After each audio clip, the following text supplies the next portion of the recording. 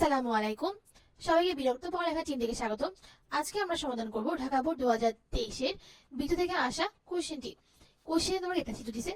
ক নাম্বার কোশ্চেনটা দেখো, কোন বৃত্তের পারমাণবিক সমীকরণ x square is equal to 25 - t square এবং y is equal two t। বৃত্তের ব্যাস নির্ণয় করতে বলছে। এই পারমাণবিক সমীকরণটা ইউজ করে আমরা কি বৃত্তের ব্যাস নির্ণয় করব।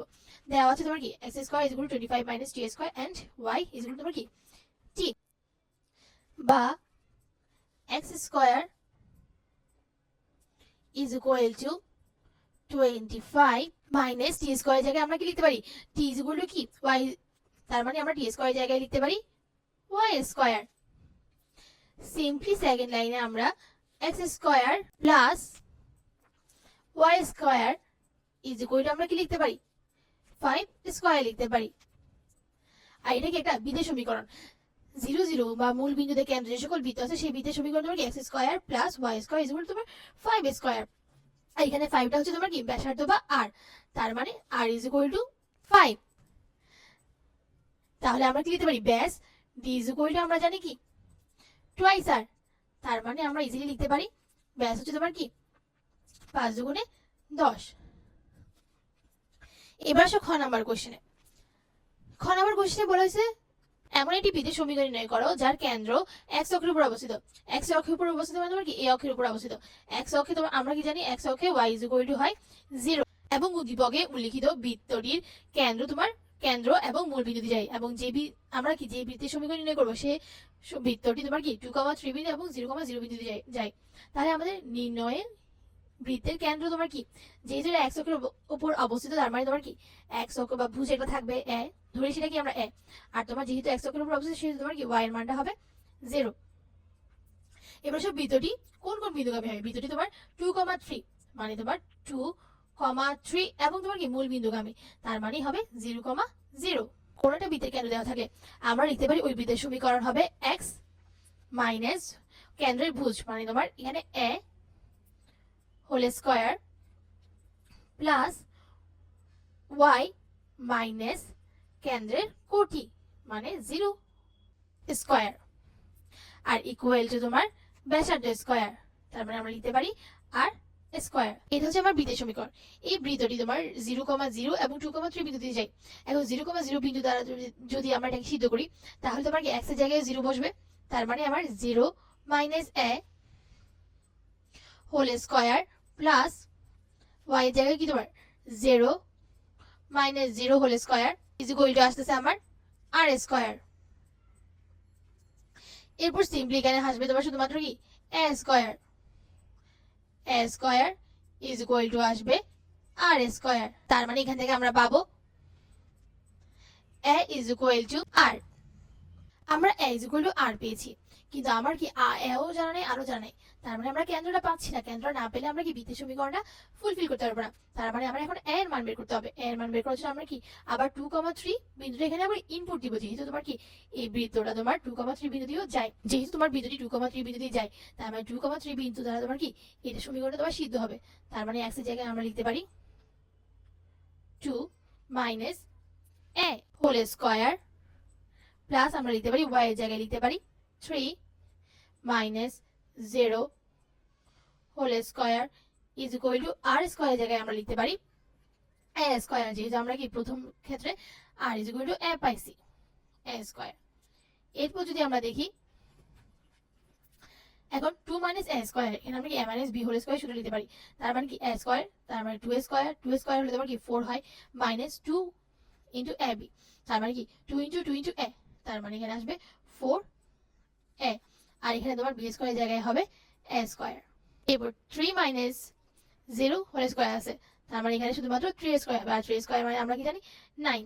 এরপর এখানে আছে তোমার কি a স্কয়ার, তার মানে a স্কয়ারটা এখানে বসে যাবে। এরপর যদি দেখি আমরা এখানে a স্কয়ার আছে ওখানে a স্কয়ার, তার মানে a স্কয়ার আর a স্কয়ার কাটা যাবে। 9 প্লাস 4 যদি করি আমরা তাহলে আমরা পাবো 13 আর 4 এটাকে আমরা ওই পাশে নিয়ে গেলে হয় প্লাস 4a। এবার সিম্পলি আমরা জাস্ট লিখতে পারি a ইজ ইকুয়াল টু 13/4, তার মানে a এর মান আমরা পেয়ে গেছি, কেন্দ্রের মান পেয়ে গেছি। তাহলে কেন্দ্রের মানটা আমরা যদি এখানে ইনপুট করি তাহলে আমরা আমাদের বিদের সমীকরণটা পেয়ে যাবো। তাহলে আমাদের নির্ণয় বিদের সমীকরণ হবে এক্স মাইনাস জায়গায় হবে 13/4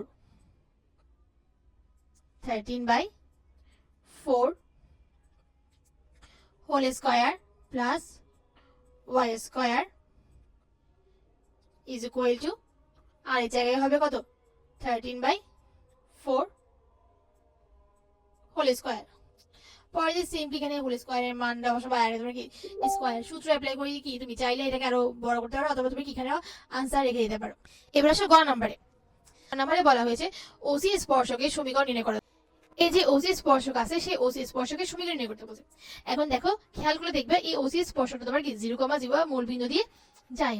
তার মানে আমার কি মূল বিন্দুগামী রেখার সমীকরণ নির্ণয় করতে হবে। আমরা কি জানি মূল বিন্দুগামী সরলরেখার সমীকরণ হচ্ছে y = mx। তার মানে এই যে ওসি সেটা সমীকরণে কি হবে y = mx এর মতো হবে। তার মানে এখানে শুধুমাত্র আমার m এর মানটা অজানা, m এর মানটা বের করতে পারলে আমরা কি স্পর্শকের সমীকরণটা নির্ণয় করতে পারবো। এরপরে লাইনে যদি আমরা এটাকে লিখি তাহলে আমার আসবে কি mx - y = আমার কি 0। এই সমীকরণটা আমার কি নির্ণয় করতে হবে, এখানে শুধুমাত্র আমার m এর মান নির্ণয় করতে হবে।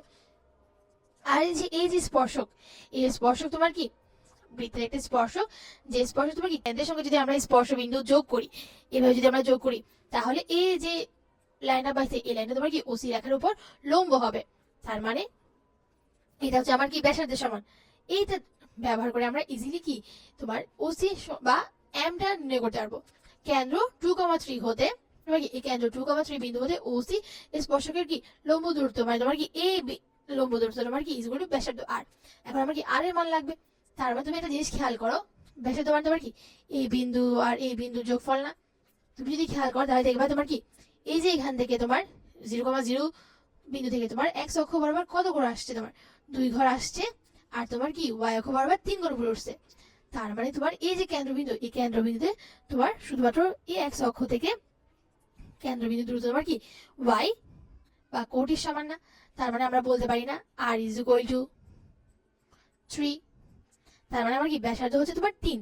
আমরা জানি কোনো একটা বৃত্তের স্পর্শকের সমীকরণ যদি x + by + c হয় তাহলে, এবং বৃত্তের কেন্দ্র যদি x1, y1 হয় তাহলে তোমার কি ওই বৃত্তের কেন্দ্র হতে ওই স্পর্শকের লম্ব দূরত্ব নির্ণয়ের সূত্র হচ্ছে তোমার কি এটা a ইনটু তোমার কি x এর জায়গায় হবে কেন্দ্রের ভুজ এবং প্লাস b ইনটু y জায়গায় হবে কেন্দ্রের কোটি মানে y1, আর প্লাস c টা তোমার কি c এর মধ্যে থেকে যাবে, আর তোমার কি অবশ্যই এখানে মডুলাস দিতে হবে। আর তোমার নিচে হবে √x এর সহগ স্কয়ার প্লাস y সহগ স্কয়ার ইজ তোমার কি r, মানে তোমার ব্যাসার্ধ।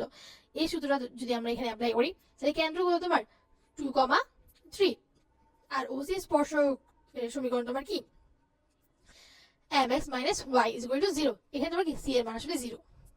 বা আমরা লিখতে পারি উপরে বসবে কি mx - y আছে, তার মানে উপরে বসবে x এর জায়গায় x1, তার মানে 2 বসবে, তাহলে মডুলাস 2m - y জায়গায় বসবে 3, আর নিচে বসবে √m² প্লাস 1 স্কয়ার, যেহেতু y সহগ 1 m²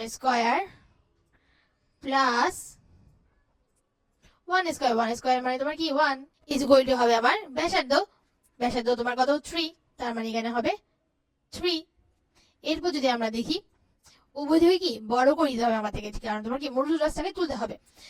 মডুলাসটাকে তোলার জন্য আমরা উভয় দিকে যদি বড় করি তাহলে এখানে হবে 2m - 3 whole square is equal to হবে আমার 3 কে যদি আমি বড় করি তাহলে আসবে আবার 9 ইনটু, আর এখানে বড় করলে তোমার রুটটা চলে যাবে, এখানে হবে তোমার m² প্লাস 1 m² প্লাস 1। এরপর যদি এখানে আমি a - b হোল স্কয়ার সূত্র অ্যাপ্লাই করি তাহলে আমার হবে 2m², তার মানে এখানে আসবে তোমার 4m² মাইনাস 2ab, 2ab জায়গায় তোমার কি 2 ইনটু 2m ইনটু 3, তার মানে 2 × 4 3 4 12m হবে এখানে। এখানে হবে আমার 12m প্লাস 3² জায়গায় হবে তোমার কি 9 ইজ ইকুয়াল টু তোমার 9m² প্লাস হবে তোমার 9। এরপর যদি আমরা দেখি 4m², এখানে তোমার কি 9m² আছে, তার মানে 4m² যদি আমি ডান পাশে পাঠিয়ে দিই তাহলে আমার আসবে 5m²। এরপর প্লাস -12m কে যদি আমি ওখানে পাঠিয়ে দিই তাহলে আমার আসবে প্লাস 12m। আর এ +9 আর +9 তোমার কি কাটাকাটি যাবে, ইজ ইকুয়াল টু হবে তোমার 0। বা আমরা যদি কি m কমন নিই, এখান থেকে যদি আমরা m কমন নিই তাহলে এখানে থাকবে 5m, 5m প্লাস থাকবে তোমার 12 ইজ ইকুয়াল টু আছে তোমার কি 0। এখন আমরা হয় কি হয় লিখতে পারি, হয় m ইজ ইকুয়াল টু 0 এবং তোমার কি অথবা 5m plus 12 is equal two 0। বা লিখতে পারি 5m ইজ ইকুয়াল টু -12 অথবা তোমার কি m ইজ ইকুয়াল টু লিখতে পারি -12/5 এখানে চলে আসছে। এখন তোমার কি m ইজ ইকুয়াল টু 0 ধরলে আমরা কোন সমীকরণটা পাচ্ছি বা কোন স্পর্শকটা পাচ্ছি, m ইজ ইকুয়াল টু 0। এখানে যদি আমি m ইজ ইকুয়াল টু 0 বসাই তাহলে x টা চলে যাবে, তার মানে আমার y ইজ ইকুয়াল টু 0 আসবে। আর y ইজ ইকুয়াল টু 0 তোমার কোন স্পর্শকে নির্দেশ করতেছে, এই x অক্ষরটাকে নির্দেশ করছে, তার মানে m ইজ ইকুয়াল টু 0 হবে না। আমরা m এর মান নিব m ইজ ইকুয়াল টু -12/5। এই সমীকরণে যদি m ইজ ইকুয়াল টু -12/5 বসাই তাহলে আমরা কি আমাদের নির্ণয় সমীকরণটা পেয়ে যাব। তাহলে m এর মান -12/5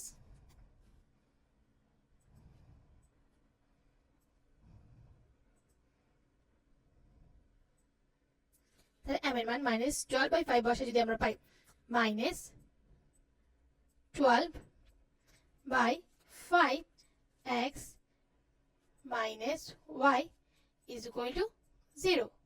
বা এখানে তুমি কি লিখতে পারো, বা লিখতে পারো +12x plus 5y is equal two 0। এটা হচ্ছে আমার কি নির্ণয় ও স্পর্শকের সমীকরণ।